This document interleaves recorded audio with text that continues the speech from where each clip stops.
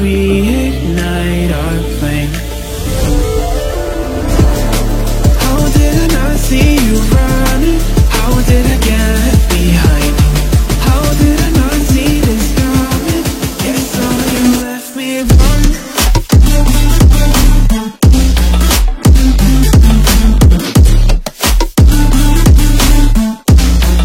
Guess I'm the last one. Assalamualaikum warahmatullahi wabarakatuh. Ketemu lagi dengan saya, trainer Amir Faisal. Kalau Anda ingin tahu kurikulum vitae saya, atau Anda ingin mendownload buku-buku bestseller saya di Gramedia, Anda bisa klik di link yang ada di kanan bawah itu yang ada tanda panah itu. Ya, di situ sudah tersedia semua link-linknya. Baik teman sekalian, hari ini kita akan meneruskan mindset entrepreneur yang sekarang sudah masuk ke 18. Mindset entrepreneur yang ke-18 ini kita ambil tema karakter pebisnis berkelas dunia. Apa sebenarnya karakter bisnis itu ya? Jadi karakter bisnis adalah sesuatu yang berhubungan dengan ciri khas, perilaku, watak, tabiat, sikap, serta tindakan para pebisnis dalam mewujudkan gagasan inovatif dalam dunia usaha. Nah, ini silahkan Anda ulang-ulang definisi ini. Kemudian mengapa kita perlu mempelajari karakter bisnis mereka? Jadi tidak lain adalah karena kita bisa memodel, bisa mengkloning, ya. Memodel, mengkloning itu adalah memindahkan skill dia menjadi skill kita, namanya mengkloning. Ya, jadi kita jadikan para pebisnis itu jadi coach sekaligus mentor kita, sehingga supaya keahlian mereka bisa pindah ke dalam diri mereka. Baik teman sekalian, jadi ada 6 level. Ya, nanti kalau Anda misalnya sudah menemukan mentor atau coach bisnis, ya, Anda pengen supaya karakter beliau-beliau itu pindah ke dalam diri Anda, itu ada 6 level yang bisa Anda amati dan Anda model. Jadi yang level paling bawah adalah environment. Ya, dalam gambar itu yang paling bawah adalah environment. Jadi seorang pebisnis itu paling tidak biasanya mereka adalah memang keluarga pebisnis. Ya, kalau ternyata bukan keluarga pebisnis, pasti dia pernah ikut seorang pengusaha atau menjadi kepercayaan seorang pengusaha. Ya, di lingkungan bisnis pasti paling tidak itu. Nah, ini makanya environment, ya. Mereka dibentuk menjadi pebisnis ulung itu karena lingkungannya. Baik apakah itu keturunan, ya, karena keluarga mereka, atau karena dia memang bekerja di sebuah perusahaan dan dia betul-betul exciting begitu sehingga dipercaya oleh bosnya, sehingga dia sendiri mewarisi, ya, seperti tadi, ya, dia menjadikan bosnya sebagai mentornya, ya. Dia bekerja di situ bukan hanya motif uang, tapi dia ingin meneliti karir. Ya, saya ingin seperti bos saya juga suatu saat ingin menjadi pengusaha. Nah, ini bisa juga. Kemudian level kedua adalah behavior. Nah, di dalam keluarga bisnis pun, keluarga pengusaha pun belum tentu semuanya jadi pengusaha. Bahkan banyak ada pengusaha sukses, anaknya malah jadi birokrat. Itu banyak, dari dosen dan sebagainya. Nah, maka di sini, di dalam lingkungan itu bisa diamati lagi. Apakah perilakunya memang sudah membentuk dia menjadi seorang pebisnis? Nah, ini perlu Anda tiru juga. Perilaku apa yang bisa menyebabkan dia kemudian bisa mewarisi bisnis keluarganya. Itu yang sudah diamati. Dari sekian orang di lingkungan itu ternyata tidak semuanya bisa menjadi pebisnis. Ya, yang bisa menjadi pebisnis itulah Anda amati perilakunya. Perilaku seperti apa? Anda tiru. Nah, kemudian dari perilaku itu menghasilkan level ketiga yaitu capability, ya. Jadi capability atau skill-nya di situ. Ya, maka Anda ketika Anda mengcloning seorang mentor itu, maka Anda pelajari capability-nya yang dihasilkan dari perilaku itu. Itu Anda pelajari bagaimana dia menangani sebuah marketing misalnya, bagaimana dia membuat business plan misalnya, bagaimana dia mengatasi kerugian. Nah, seperti itu semuanya Anda amati dan kemudian juga Anda cloning. Nah, kemudian setelah itu Anda lampaui semuanya, Anda bisa masuk ke level 4 namanya belief and values. Jadi para pengusaha-pengusaha sukses itu dia memiliki keyakinan tertentu. Jadi keyakinan itu terbentuk oleh apa? Oleh tadi, dia kan selama ini selalu mencoba sebuah usaha, kemudian juga kadang-kadang gagal, merugi. Kemudian dia tidak berhenti, dia coba lagi, terus seperti itu menghasilkan sebuah keyakinan. Nah ini keyakinan juga harus Anda amati bahwa tidak mudah orang mencapai sukses bidang usaha itu. Dia melalui berbagai rintangan dan coba gagal yang berulang-ulang dan keberanian untuk ngambil risiko. Nah itu kemudian Anda tiru juga perilaku itu, kemudian masuk ke level yang lebih tinggi yaitu identity. Jadi itu adalah karakternya tadi ya. Jadi karakter yang kita bahas ini adalah disitulah nanti ujungnya dari semua yang kita pelajari itu. Akhirnya menghasilkan sebuah karakter, ya, karakter dari si pengusaha sukses tadi. Nah, dan level berikutnya nanti adalah spiritual. Nah, teman sekalian, di sini kita akan pelajari sampai karakter saja, ya, spiritual nanti, ya, karakter. Nah, kita pelajari pertama adalah karakter Steve Jobs. Nah, karakter Steve Jobs ini yang pertama adalah dia sangat inovatif. Ya tentu saja inovatif. Kalau nggak inovatif dia tidak bisa mengalahkan yang lain, tidak bisa menggulung inovasi-inovasi teknologi yang ada sebelumnya seperti Kodak, seperti Nokia dan sebagainya. Dia gulung semua karena dia orangnya inovatif. Apa inovasi itu? Inovasi itu adalah hasil dari kreativitas.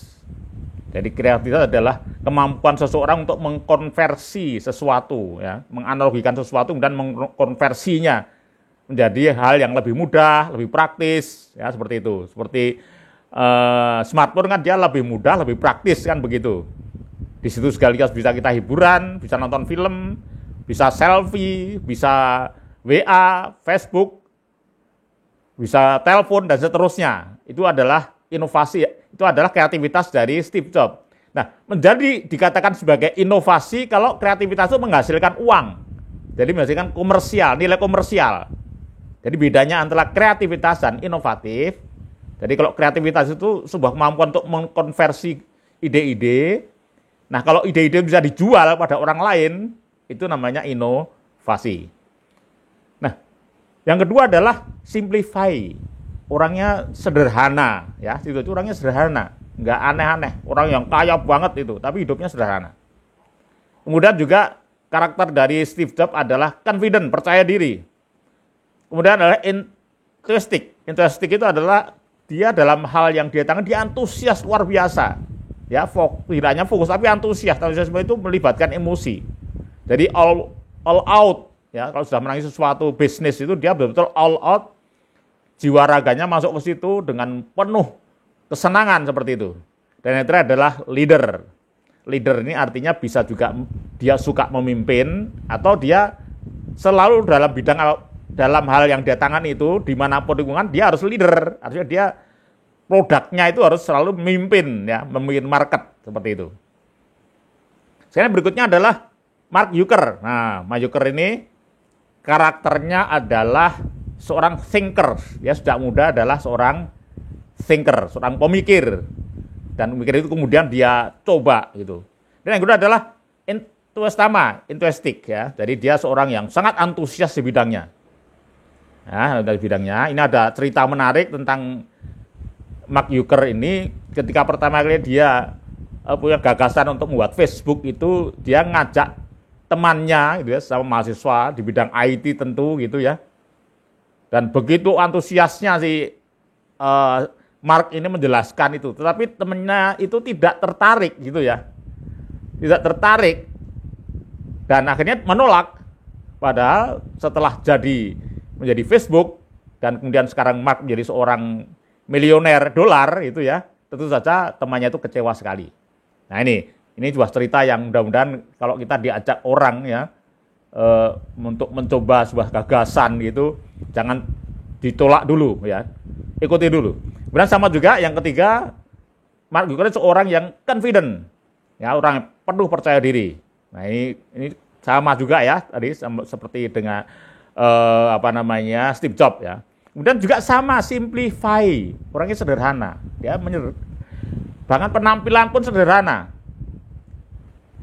berpakaiannya sederhana, selalu pakai abu-abu ini sukanya ya. Istrinya juga sederhana, sama sederhana. Enggak, orang kalau ketemu dia nggak membayangkan dia itu orang kaya raya yang setiap hari duitnya itu tambahnya triliunan, orang nggak menyangka.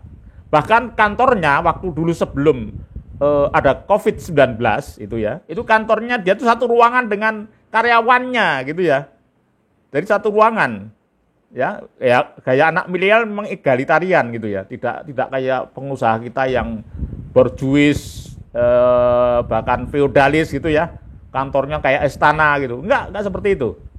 Nah, karena COVID maka kemudian dia harus membatasi diri berinteraksi dengan karyawannya. Maka baru mulai sekarang dia menempati kantor sendiri, tapi karena alasan security. Nah, jadi simplify. Kemudian yang terakhir adalah charity. Orangnya sangat dermawan. Jadi dia tidak segan-segan, dia lemparkan uang triliunan itu untuk amal ya, kanker dan sebagainya. Nah, ini Zucker ya, Mark Zucker. Yang berikutnya adalah Jeff Bezos.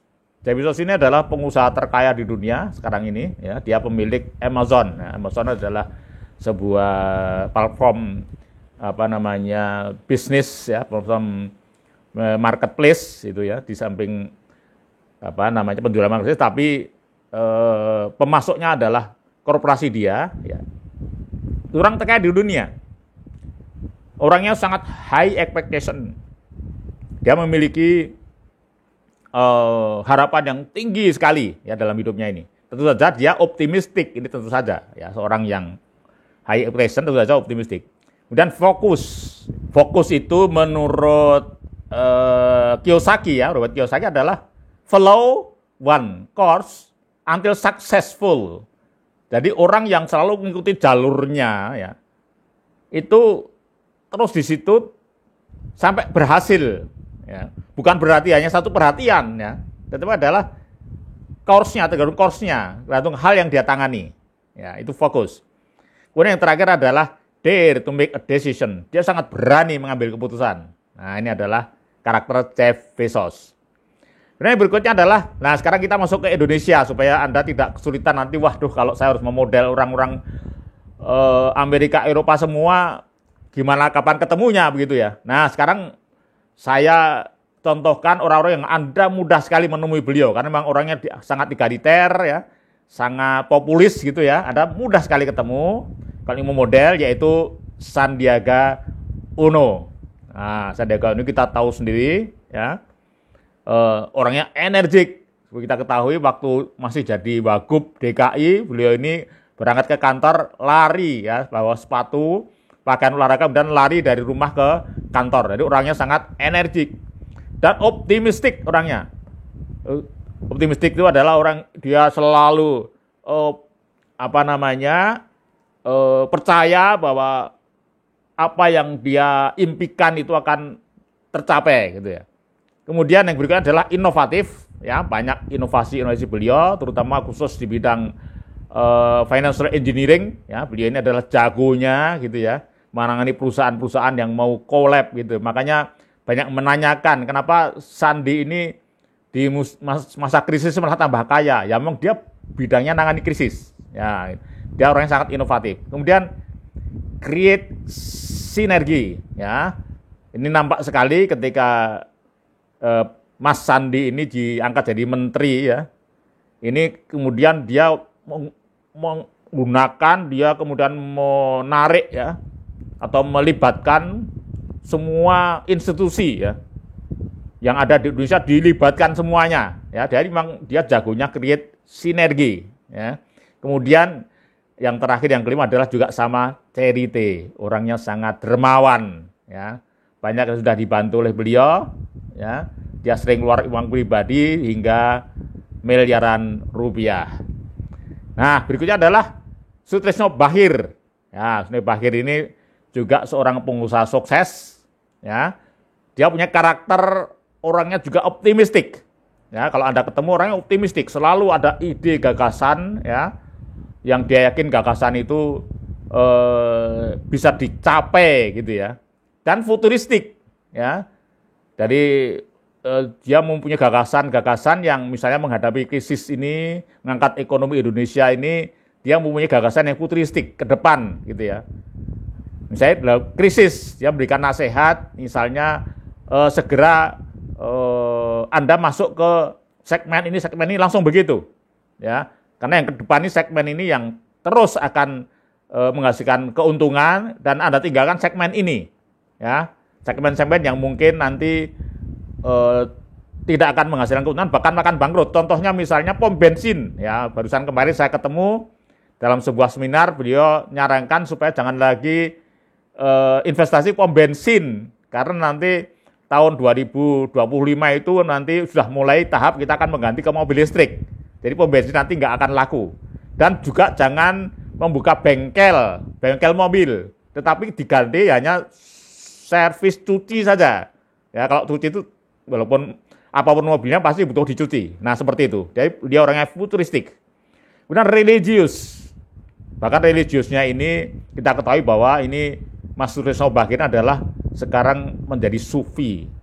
Jadi beliau ini dalam seminggu itu 4 harinya beliau gunakan untuk ngaji, ya, ngaji bahasa Arab, kemudian ngaji tasawuf. Beliau datangkan seorang guru sufi itu untuk mendidik beliau menjadi tasawuf.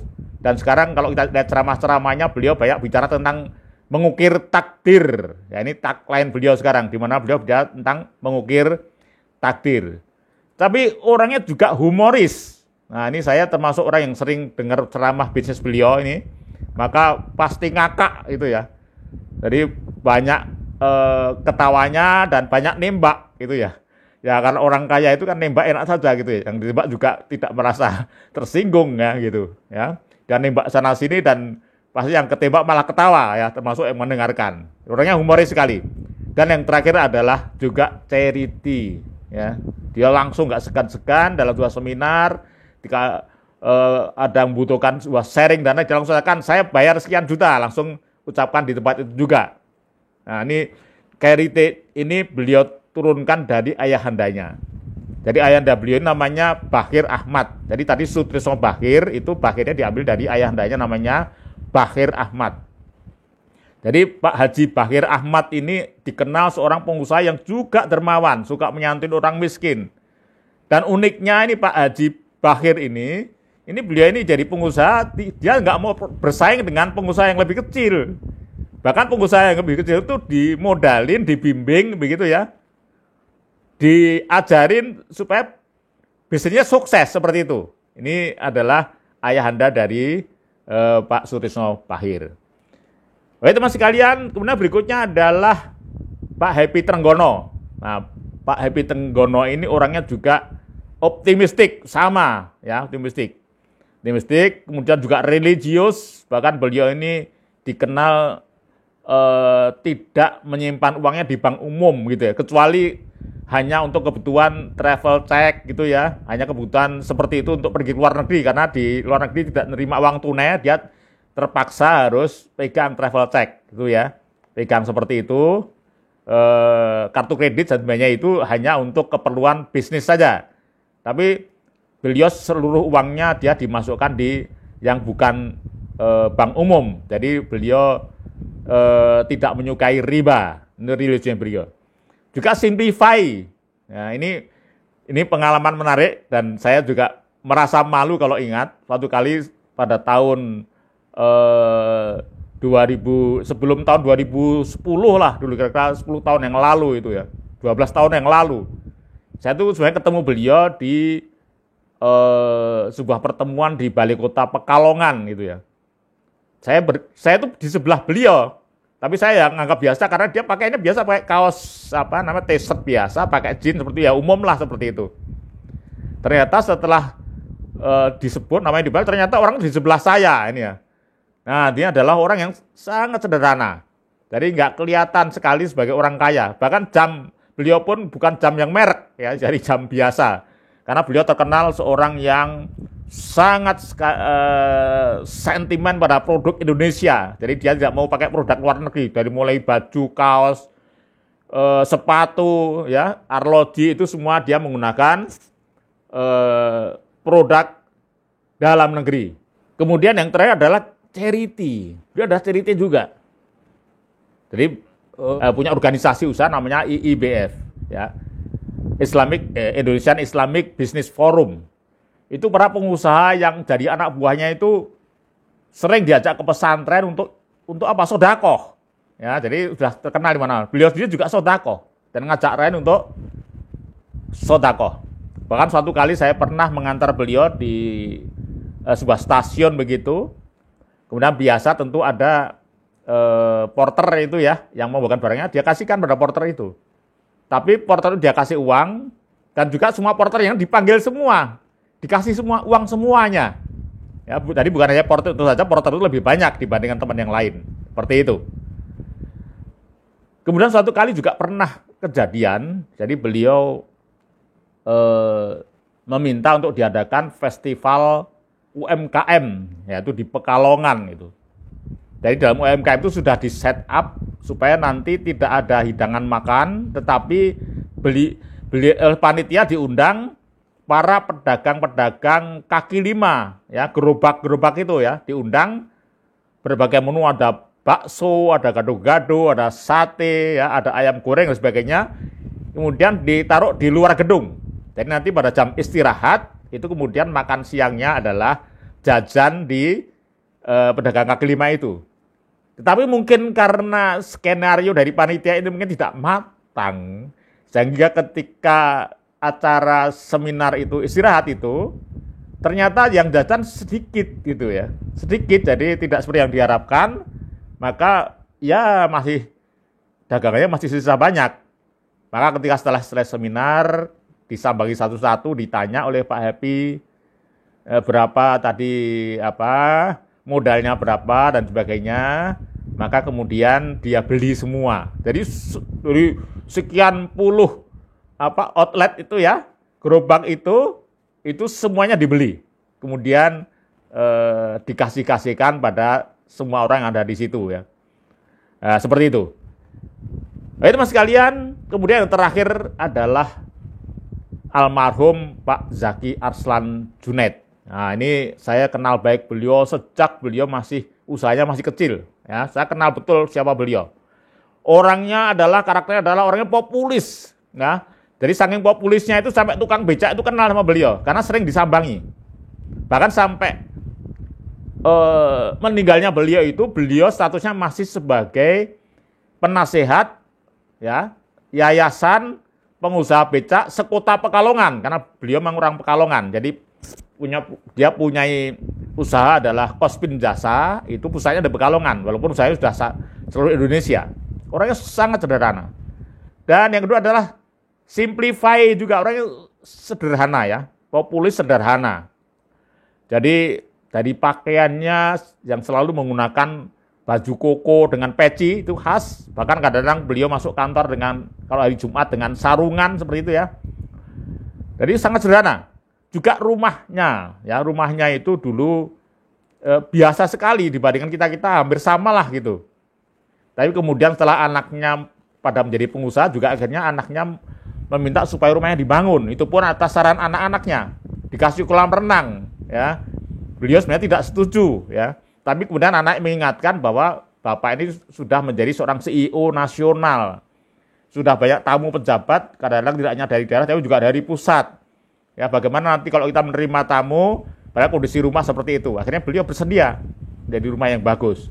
Jadi sangat sederhana. Kemudian berikutnya adalah religius sekali.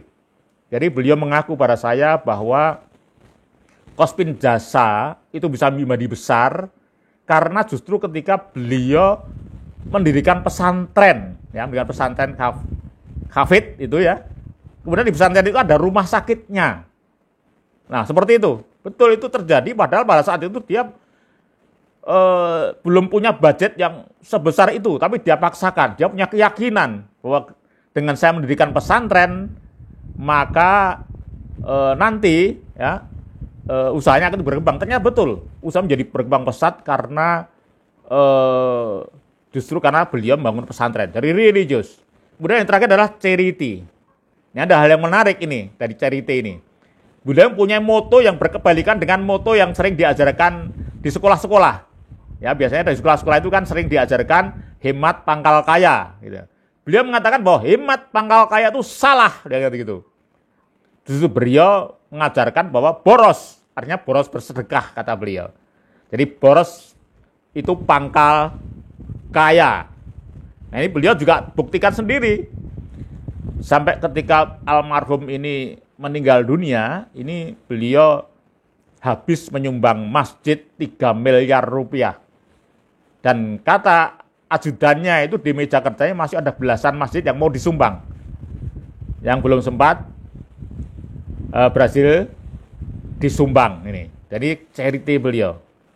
Hobi beliau adalah juga mendatangi orang miskin, ya, orang tunanetra, dihibur, kemudian juga sekedar diberi sedekah. Nah, teman-teman sekalian, jadi ini adalah contoh-contoh orang-orang yang karakter-karakter pebisnis, ya, baik tingkat dunia maupun di Indonesia. Silakan Anda pelajari lagi satu persatu, tinggal Anda tentukan. Tapi yang jelas itulah karakter yang membuat mereka menjadi sukses. Sekian, sampai ketemu lagi. Assalamualaikum warahmatullahi wabarakatuh.